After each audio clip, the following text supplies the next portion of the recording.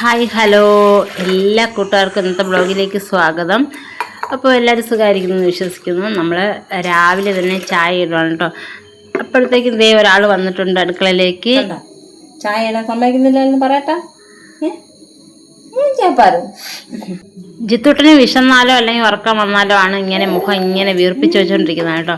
അപ്പോൾ രാവിലെ എന്നും ഞാൻ ചോറ് വയ്ക്കാനായിട്ട് രാവിലെ ശ്രീശേഷനും മോനും മൂത്ത അബിക്കുട്ടനും ചോറ് കൊണ്ടുപോകണം. അപ്പോൾ രാവിലെ എഴുന്നേൽക്കുമ്പോൾ എൻ്റെ കൂടെ ജിത്തുട്ട് എഴുന്നേൽക്കും. പിന്നെ എനിക്ക് അവനുമായിട്ടുള്ള യുദ്ധമാണ് കേട്ടോ.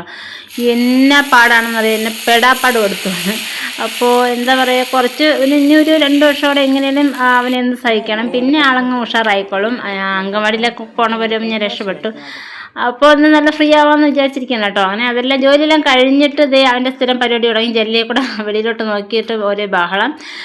അത് കഴിഞ്ഞിട്ട് പിന്നെ ജിത്തൂട്ടിനെ കൊണ്ട് ഞാൻ മുകളിലുള്ളൊരു അമ്മാമ്മയുടെ വീട്ടിൽ പോയി കേട്ടോ. അമ്മമ്മയായിട്ട് ഞാൻ കുളു എന്ന് വെച്ചാൽ നമ്മളെ നാട്ടിലെ അയൽക്കൂട്ടം പോലത്തെ സംഭവം ഉണ്ടല്ലോ, അത് തമിഴ്നാട്ടിൽ കുളു എന്നാണ് പറയുന്നത്. അവിടെ പൈസ അടയ്ക്കാണ്ടായിരുന്നു. അവിടെ പോയിട്ട് വന്ന് ചോറ് വയ്ക്കാണ് കേട്ടോ.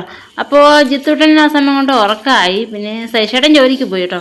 ഞാൻ ഇനി ചോറ് വയ്ക്കണം. പിന്നെ കറിയാണെങ്കിൽ വയ്ക്കാനായിട്ട് മീനൊക്കെ ഭയങ്കര പാടാണ് കിട്ടാൻ കേട്ടോ. കാരണം എന്ന് വെച്ചാൽ ഇപ്പം മീൻ വരുന്നില്ല, എന്തുകൊണ്ടാണെന്ന് അറിയത്തില്ല.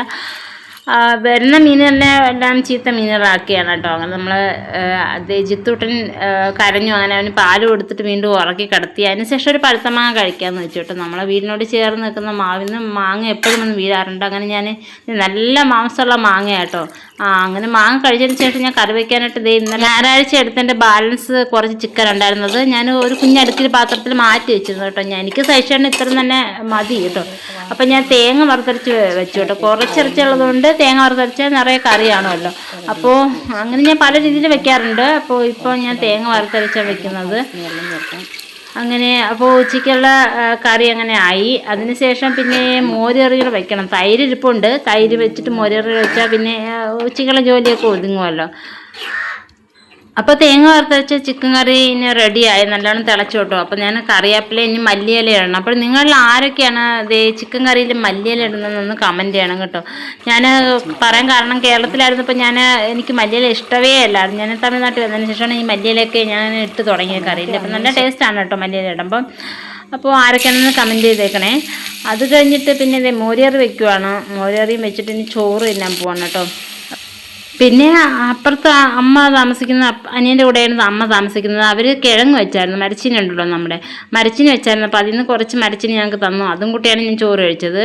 അത് കഴിഞ്ഞിട്ട് നമ്മൾ കുളിച്ചു. വൈകുന്നേരം പൂജാ റൂമിൽ പോയി സ്വാമിയെ തൊഴുതു, വിളക്ക് കത്തിച്ചു. പിന്നെ നമുക്ക് ചായക്ക് 2 വട ഉണ്ടായിരുന്നു. പിന്നെ കുറച്ച് സ്നാക്സൊക്കെ ഇരിപ്പുണ്ടായിരുന്നു. അങ്ങനെ അതെല്ലാം കൂട്ടി ചായ കഴിച്ചു.